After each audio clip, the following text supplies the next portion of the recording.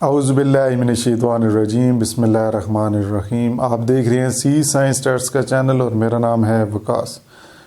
सबसे पहले जो नए लोग इस चैनल पर आए हैं या इस वीडियो को देख रहे हैं, चैनल को लाजमी सब्सक्राइब कर लीजिएगा और बेल वाले आइकन को भी क्लिक कर लीजिएगा।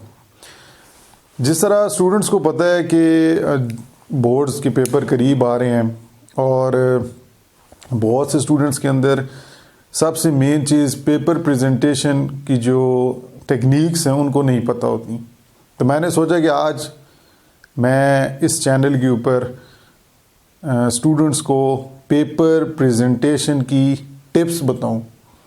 जी हाँ, कि बोर्ड के अंदर जो पेपर हैं उसको आपने किस तरह अटेम्प्ट करना है, उसके साथ किस तरह आपने पेपर राइटिंग को मद्देनज़र रखते हुए पेपर परफॉर्म करना है और एग्ज़ामिनर के लिए किस तरह आपने पेपर को प्रेजेंट करके दिखाना है कि वो आपको नंबर दें।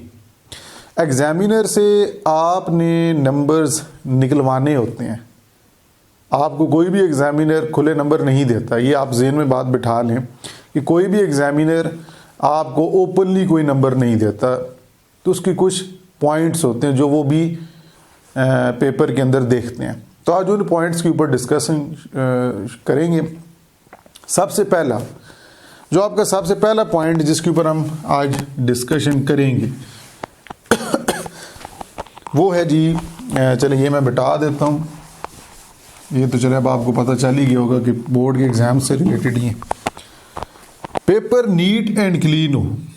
नीट एंड क्लीन, आपका जो पेपर हो वो साफ़ सुथरा हो। साफ़ सुथरे का बिल्कुल ये मतलब नहीं कि आप ऊपर अपना नाम लिख दें और ख़ाली शीट दे के एग्ज़ामिनर को देंगे जी हमें बताया ये गया था कि पेपर बिल्कुल खाली नीट एंड क्लीन देना। तो वो वाला नीट एंड क्लीन की बात नहीं हो रही। मतलब आपकी राइटिंग अच्छी हो, कोई कटिंग कोई गंद ना आपने मारा हो, कटिंग न की हो, रेजिंग न की हो वगैरह, उसकी मैं बात कर रहा हूँ। तो पेपर आपका नीट एंड क्लीन होना चाहिए।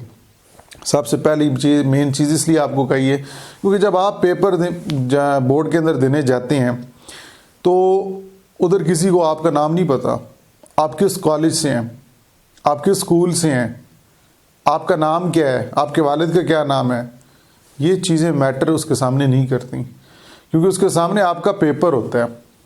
तो आपका पेपर अच्छा होगा तो आपको भी बेनिफिट होगा और उनके लिए भी आसानी होगी पेपर चेक करने में। तो ये पहला पॉइंट, ठीक है जी। सबसे पहले आपको मैंने कहा पेपर नीट एंड क्लीन होना चाहिए। दूसरा पॉइंट आपका बेसिकली बहुत से स्टूडेंट्स को मैंने देखा है कि एक्स्ट्रा चीज़ें लिख देते हैं। एक्स्ट्रा चीज़ें नहीं लिखनी। Relevant to the question, relevant to the question, जो सवाल पूछा जाए उससे रिलेटेड टू द पॉइंट जवाब दें। फजूल एक्स्ट्रा चीज़ें लिखने की कहा, मतलब एक आपसे पूछा जाए, मैं एक मिसाल देता हूँ कंप्यूटर के अंदर कि व्हाट इज़ ई बैंकिंग, एक क्वेश्चन है जी ई बैंकिंग क्या होता है। तो ई बैंकिंग के बारे में बताने के बजाय स्टूडेंट के जी कंप्यूटर बैंक्स में इस्तेमाल होते हैं, बैंक्स के अंदर कस्टमर का रिकॉर्ड सेव किया जाता है, फिर एटीएम मशीन इस्तेमाल होती है, एटीएम से पैसे निकलवाते हैं। ये तो आप ठीक है बैंक्स के अंदर होता है, एटीएम मशीन में, लेकिन सवाल ई बैंकिंग का पूछा गया है। तो आप घुमा फिरा के एंड पे कहेंगे जी ई बैंकिंग इस एटीएम मशीन और ये सारी चीज़ें ऑनलाइन काम करने को हम ई बैंकिंग की कैटेगरी में रखते हैं, ई बैंकिंग कहते हैं। तो ये सही नहीं है क्योंकि आपने जो चीज़ पूछी गई थी आपने वो बताने के बजाय पता नहीं किधर से किधर सवाल को घुमा फिरा के पेश किया और ऊपर से 2 नंबर का अगर ये सवाल का जवाब है तो आपने तकरीबन 10 लाइनें लिख दी होंगी। इससे सबसे बड़ा नुकसान स्टूडेंट का क्या होगा, टाइम आपका ज़ाया हो जाएगा। पेपर का जो वक्त है वो आप फजूल खर्च कर रहे हैं क्योंकि आप जब इस तरह की चीज़ें लिखते हैं तो हो सकता है कि आप हो सकता है क्या, बल्कि बहुत से स्टूडेंट्स की ये गिला है कि सर वो बोर्ड के अंदर पेपर का टाइम बहुत कम होता है। टाइम ठीक होता है, आप टाइम खुद अपना कम बढ़ा देते हैं, अपना एक एक सवाल के ऊपर फालतू लगा के। इसलिए कोशिश करें कि रेलेवेंट आपने आंसर लिखने हैं। अच्छा जी, उसके बाद तीसरा पॉइंट,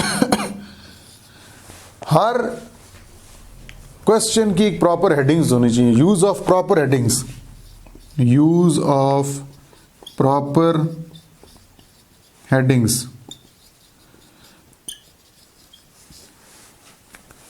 फॉर्मल हेडिंग्स, मैंने नॉन फॉर्मल की बात नहीं, फॉर्मल जो अहम इंपॉर्टेंट हेडिंग्स हैं वो आपने अपने क्वेश्चन पेपर के अंदर प्रॉपरली ब्लू मार्कर से मेंशन करनी है। एक बहुत से स्टूडेंट्स के जहन में बात ये बताई नहीं जाती कि आपके बोर्ड के पेपर के अंदर सिर्फ ब्लू मार्कर अलाउ होता है, ब्लैक तक आपका मार्कर अलाउ नहीं है।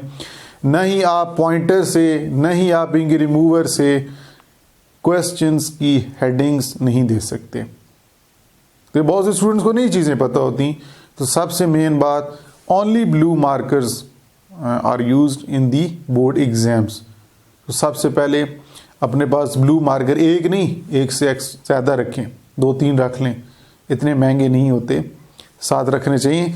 एमरजेंसी में ख़राब भी हो जाते हैं लिखने के दौरान। तो इस लिहाज से प्रॉपर हेडिंग्स का इस्तेमाल करें ताकि पता चले कि जी पेपर अटैम्प्ट जो किया जा रहा है वो जवाब किस टॉपिक से रिलेटेड है, किस सवाल नंबर से रिलेटेड है। तो हेडिंग्स होंगी तो समझना एग्जामिनर के लिए आसान हो जाएगा कि इसने इस सवाल के जवाब लिखे। उसके बाद साथ साथ जब आपका आंसर ख़त्म हो जाए तो आंसर के बाद इस तरह की एक लाइन लगा दिया करें। ये जो मैंने आपके सामने यहाँ पे एक लाइन लगाई है, ये लाइन ये निशानदेही करती है कि जी यहाँ पे जवाब ख़त्म हो गया। छोटा सा एक मार्कर से एक लाइन लगाएं और उसके इर्द गिर्द डॉट 2 लगा दें, लेफ़्ट और राइट पे मार्कर से। इससे फ़ायदा अब क्या होगा? स्टूडेंट कहते हैं सर इसका हमें क्या फ़ायदा है? देखें, जब एग्जामिनर बहुत से ऐसे होते हैं जब चेक पेपर करते हैं तो जल्दी जल्दी चेक करते हैं।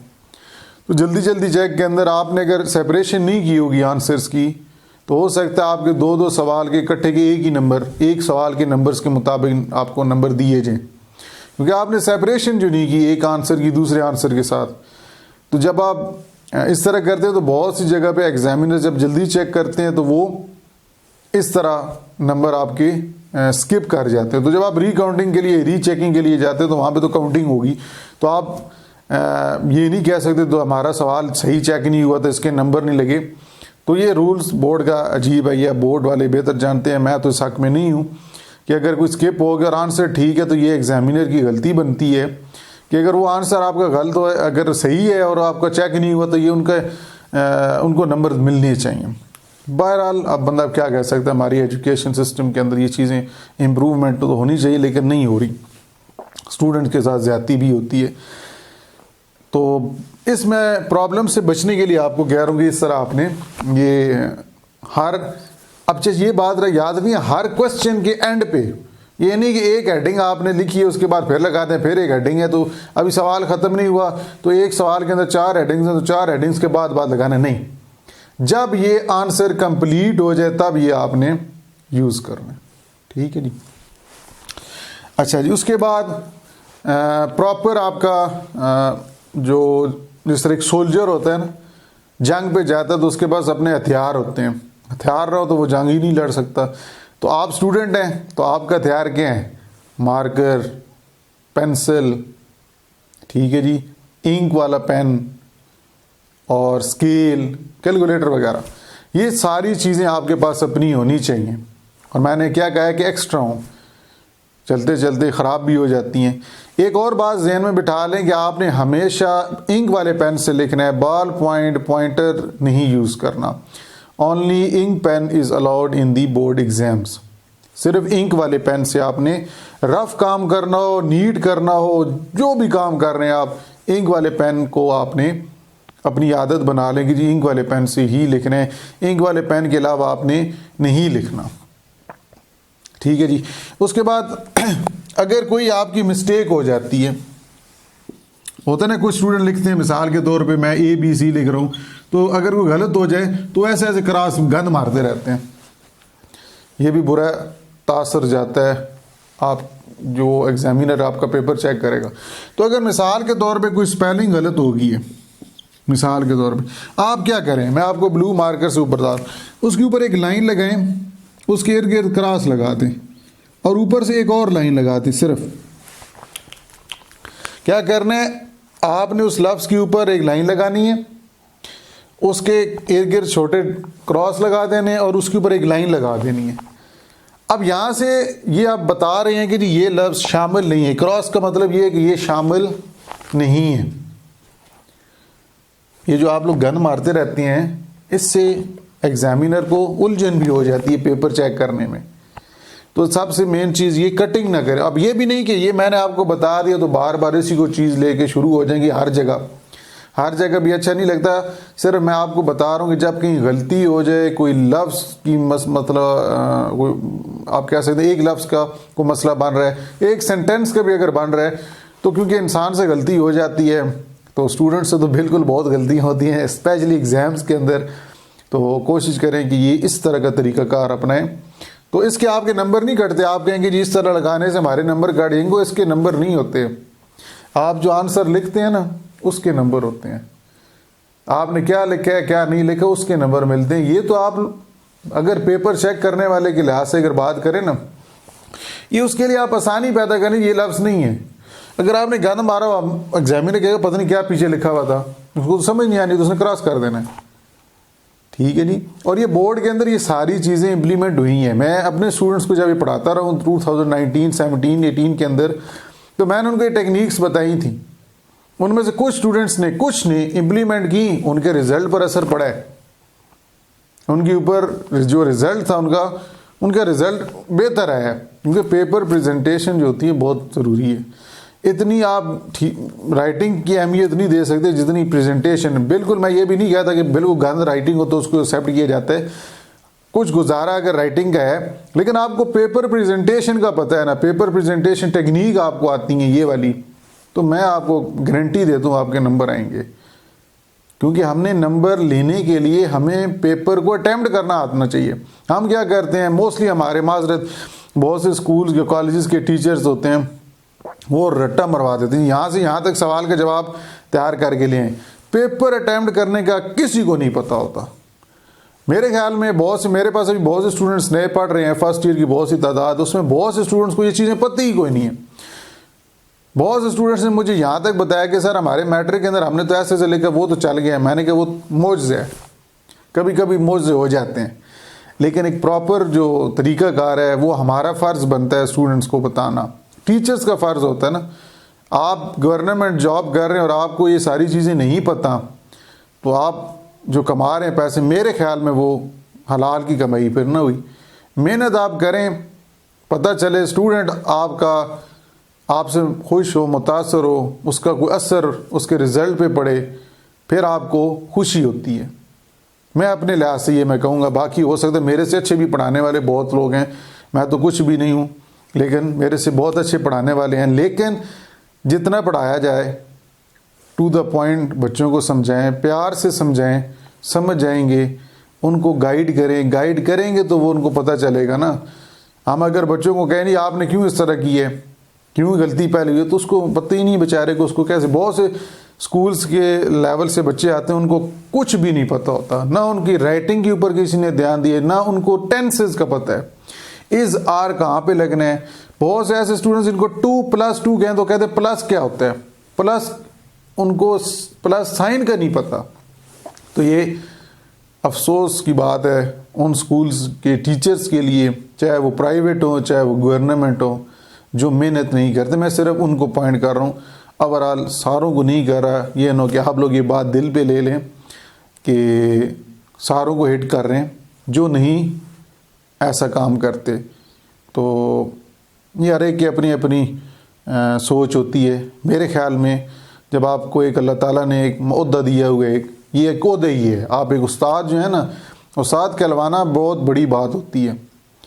तो अगर अल्लाह ताला ने आपको एक अच्छा मौका दिया हुआ है तो आप बच्चों को पॉजिटिव चीज़ें सिखाएं, उनकी हेल्प करें, बच्चों के साथ घुल मिल के बातचीत करें, उनको दोस्त बनाएं, दोस्तियों उनके साथ रखें, तब वो आपके साथ, जब आप उनके साथ फ्री होंगे, मतलब फ्री भी एक लेवल पे, एक टीचर और जो स्टूडेंट है उसके एक एक हद होती है, उस हद से स्टूडेंट को आगे ना बढ़ने दें, लेकिन रिलैक्सेशन दें, प्यार से समझाएं।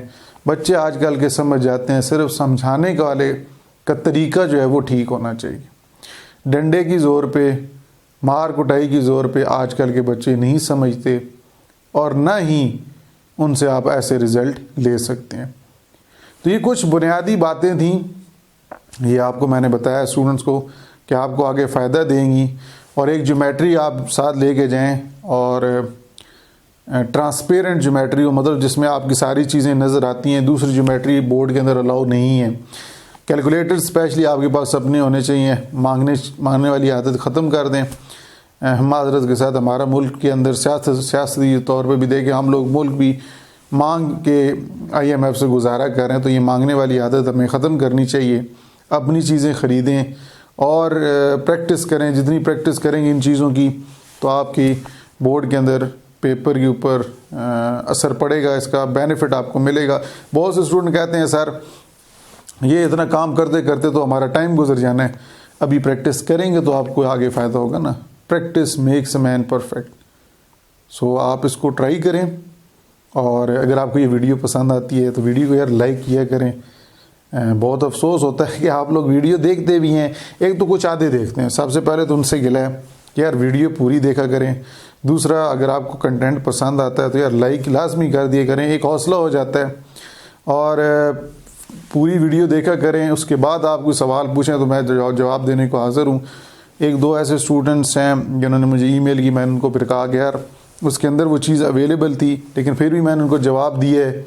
लेकिन कोशिश किया करें कि पूरी वीडियो को देखा करें, उसके अंदर जवाब मौसूल आपको वैसे तो बता देता हूँ, लेकिन ईमेल के थ्रू आपको मौसूल हो जाएगा उसका जवाब भी। तो इंशाल्लाह नेक्स्ट वीडियो में आपसे मिलते हैं, बड़ी जल्द मिलेंगे। आप अभी भी मैं लेट हो गया, कुछ कॉलेज के बहुत ज़्यादा पेपर्स शुरू हो गए, हमारे रिवीजन होती हैं प्राइवेट कॉलेज के अंदर, तो उधर बिज़ी था। तो इंशाल्लाह नेक्स्ट वीडियो में आपसे मिलते हैं नए टॉपिक के साथ।